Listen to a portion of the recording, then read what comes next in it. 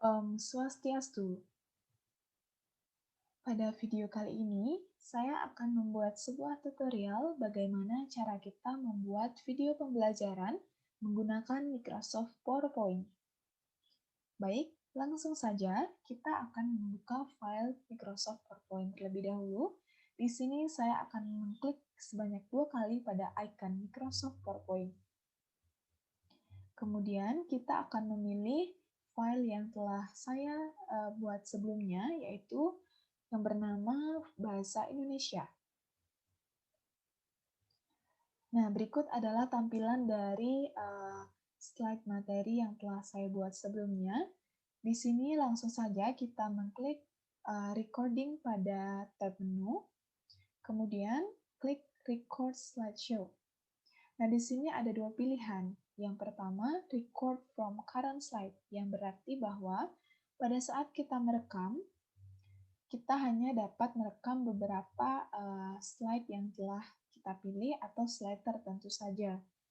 Kemudian yang kedua yaitu record from beginning. Artinya pada saat kita merekam, kita dapat merekam slide dari awal hingga slide terakhir pada saat kita menjelaskan.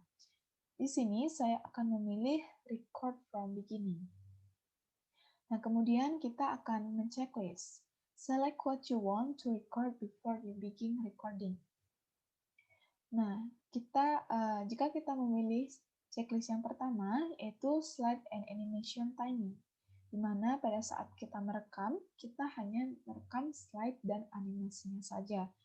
Dan yang kedua, yaitu narration and ink and laser pointer. Nah, di sini kita bisa merekam narasi atau penjelasan yang kita berikan pada slide dan suara dari pointer yang kita gunakan.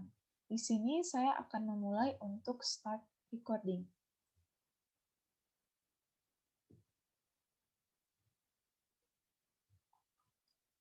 Om Swastiastu.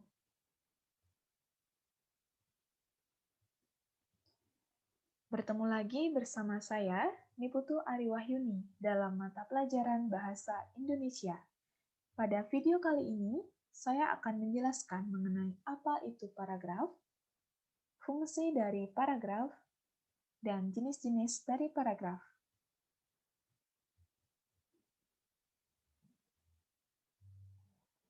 Nah, berikut adalah beberapa penjelasan mengenai paragraf dari para ahli. Yang pertama, yaitu paragraf adalah bagian dari suatu karangan yang terdiri atas sejumlah kalimat yang mengungkapkan satuan informasi dengan ide pokok sebagai pengendalinya, yaitu pendapat dari Rembrandt. Kemudian yang kedua, paragraf adalah serangkaian kalimat yang saling bertalian atau berkaitan untuk membuat sebuah ide atau gagasan baru, yaitu menurut Handayani dan kawan-kawan. Kemudian yang ketiga, paragraf merupakan sekelompok kalimat yang saling berhubungan dan bersama-sama menjelaskan satu unit pokok pikiran, yaitu menurut Wianto. Kemudian, dapat kita simpulkan bahwa pengertian paragraf adalah kumpulan kalimat yang saling berhubungan dan membentuk sebuah ide atau gagasan baru.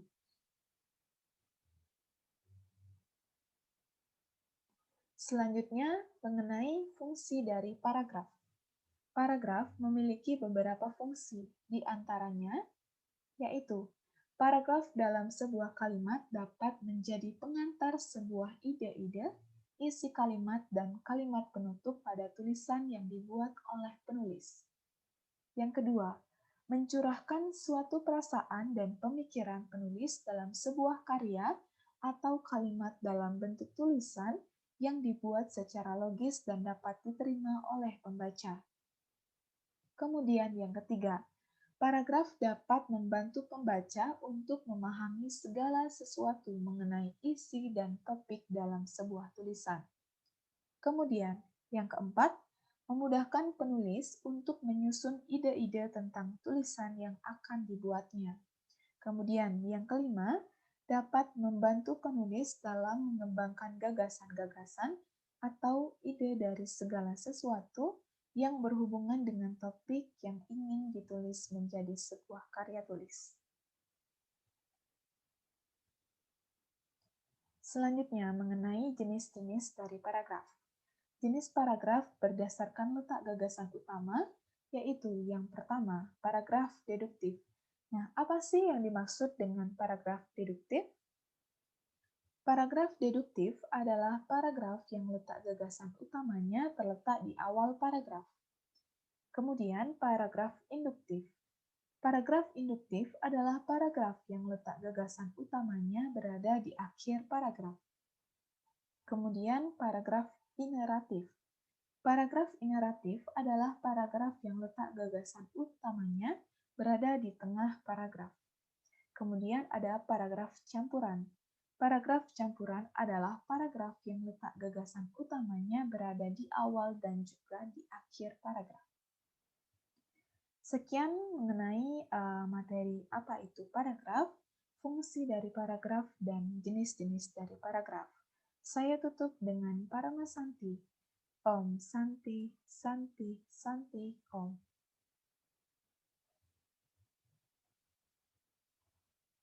Oke, karena kita sudah selesai melakukan recording, kita akan mengklik export to video. Kemudian create video. Kemudian kita di mana kita menyimpan hasil recording tersebut. Kita simpan pada dokumen dengan nama Bahasa Indonesia Video. Kemudian kita klik save.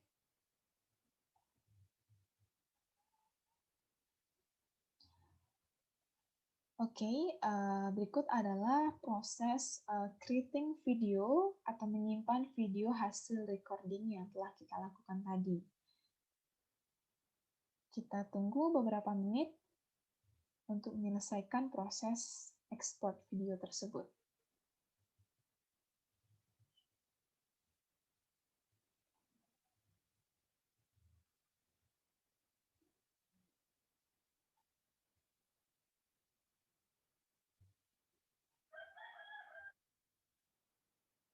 Oke, karena proses penyimpanan hasil recordingnya sudah selesai, coba kita lihat hasil dari recordingnya pada dokumen, kemudian Bahasa Indonesia Video.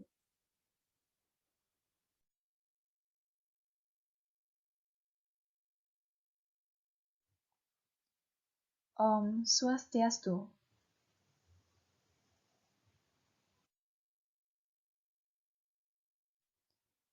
Bertemu lagi bersama saya, Niputu Ariwahyuni, dalam mata pelajaran Bahasa Indonesia.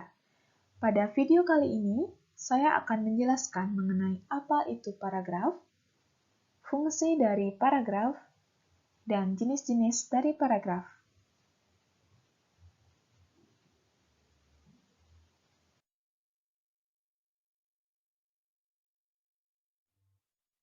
Nah, berikut adalah beberapa penjelasan mengenai paragraf dari para ahli. Yang pertama, yaitu paragraf adalah bagian dari suatu karangan yang terdiri atas sejumlah kalimat yang mengungkapkan satuan informasi dengan ide pokok sebagai pengendalinya, yaitu pendapat dari Rembrandt. Kemudian, yang kedua, paragraf adalah serangkaian kalimat yang saling bertalian atau berkaitan untuk membuat sebuah ide atau gagasan baru, yaitu menurut Handayani dan kawan-kawan. Kemudian yang ketiga, paragraf merupakan sekelompok kalimat yang saling berhubungan dan bersama-sama menjelaskan satu unit pokok pikiran, yaitu menurut Wiyanto. Kemudian, dapat kita simpulkan bahwa pengertian paragraf adalah kumpulan kalimat yang saling berhubungan dan membentuk sebuah ide atau gagasan baru.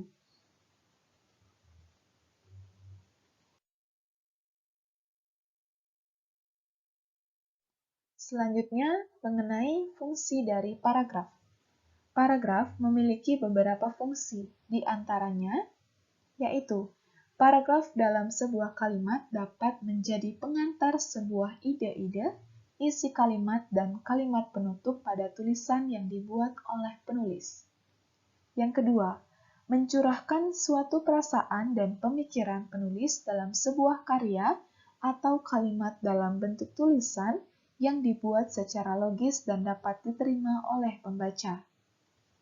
Kemudian yang ketiga, paragraf dapat membantu pembaca untuk memahami segala sesuatu mengenai isi dan topik dalam sebuah tulisan. Kemudian, yang keempat, memudahkan penulis untuk menyusun ide-ide tentang tulisan yang akan dibuatnya. Kemudian, yang kelima, dapat membantu penulis dalam mengembangkan gagasan-gagasan atau ide dari segala sesuatu yang berhubungan dengan topik yang ingin ditulis menjadi sebuah karya tulis. Itu tadi hasil dari rekaman yang telah kita lakukan.